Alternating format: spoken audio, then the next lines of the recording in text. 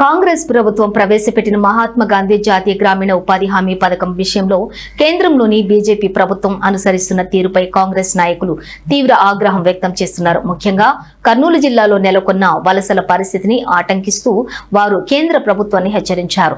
విద్యా హక్కులాగే పనిని కూడా ఒక హక్కుగా భావించి గ్రామీణ ప్రాంతాల్లో వలసలను నివారించడానికి కాంగ్రెస్ పార్టీ ఈ చట్టాన్ని తీసుకొచ్చిందని గుర్తు చేశారు.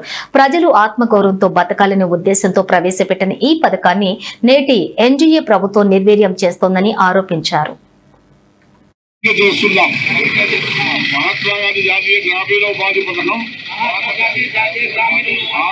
హామీ చట్టాన్ని ఎట్టి పరిస్థితుల్లోనూ జై కాంగ్రెస్, జై కాంగ్రెస్. రాహుల్ గాంధీ నాయకత్వం, రాహుల్ గాంధీ నాయకత్వం, సోనియమ్మ గారి నాయకత్వం, సోనియమ్మ గారి నాయకత్వం, షర్మిలమ్మ గారి నాయకత్వం. జై కాంగ్రెస్. దేశ కార్మికుల కోసం ఎలా అయితే ఇంతకుముందు NGNREGA ఉపాధి హామీ పథకం ఎలా అయితే తీసుకొని వచ్చిందో ఈరోజు ఎన్డీఏ ప్రభుత్వం ఆ ఒక ప్రజలకు ఎలా అయితే విద్యా హక్కు, పని కూడా ఒక హక్కు అని చెప్పేసి ఆ రోజు కాంగ్రెస్ పార్టీ తీసుకొని వచ్చింది.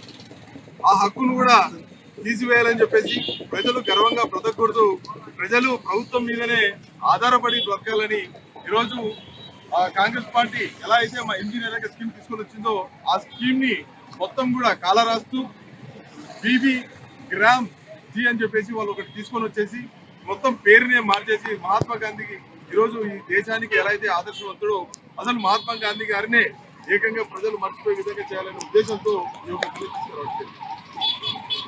అసలు ఈ యొక్క ప్రాంతం కర్నూలు ఇప్పుడున్నటువంటి 7 నియోజకవర్గాలలో కర్నూలు జిల్లాలో అసలు మనము వలసలతో సతమతం అవుతూ ఇక్కడ కరువు మండలాల్లో మనకు పని దినాలు కనీసం 150 నుంచి 200 కేటాయించాలని మనం అడుగుతూ ఉంటే అసలు 100 పని దినాలు కూడా కేటాయించే పరిస్థితుల్లో లేకపోవడం చేయాలని ఈ యొక్క కుట్ర ఈరోజు ఎన్డీఏ ప్రభుత్వం చేపట్టింది.